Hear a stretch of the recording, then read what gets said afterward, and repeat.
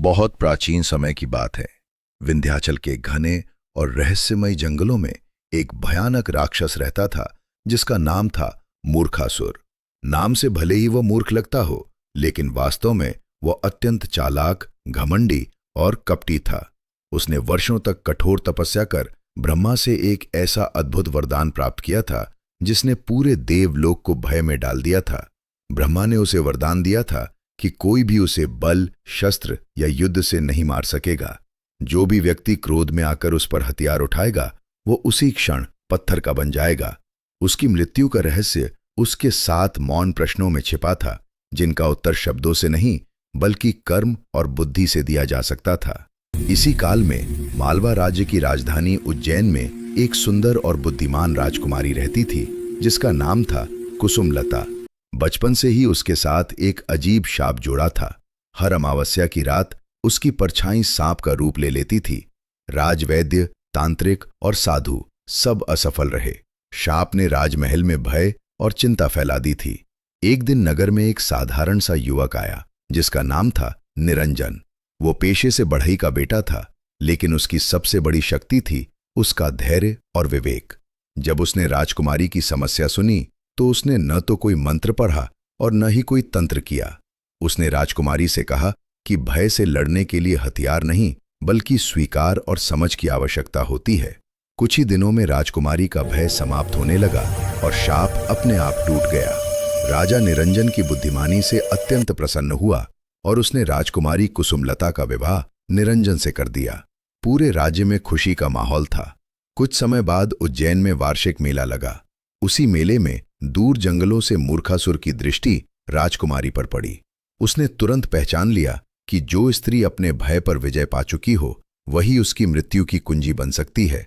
उसी रात वो मेले में आया और राजकुमारी को उठाकर अपनी प्रतिध्वनि गुफा में ले गया, जहां हर शब्द लौटकर अपमान बन जाता था। सुबह होते ही निरंजन को जब इस अपहरण का पता चला तो वो घबराए बिना अपनी पत्नी को खोजने निकल पड़ा।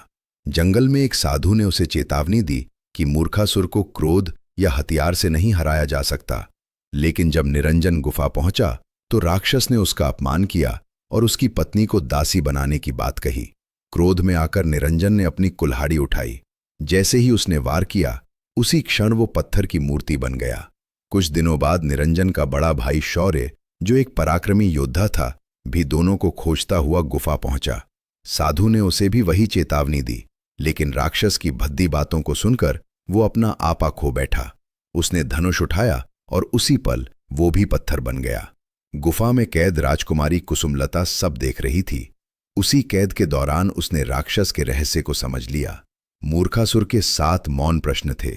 बिना बोले सत्य कैसे प्रकट हो, बिना युद्ध विजय कैसे मिले, बिना भय साहस कैसे दिखे, बिना लोभ त्याग कैसे हो, बिना अहं ज्ञान कैसे आए, बिना क्रोध न्याय कैसे हो और बिना मृत्यु अमरता कैसे टूटे।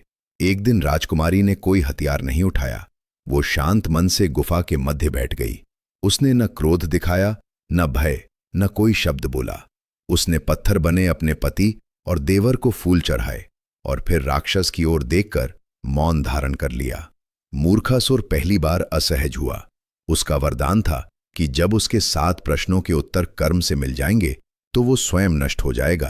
राजकुमारी के मौन, धैर्य और निर्भय व्यवहार ने उसके सभी प्रश्नों का उत्तर दे दिया।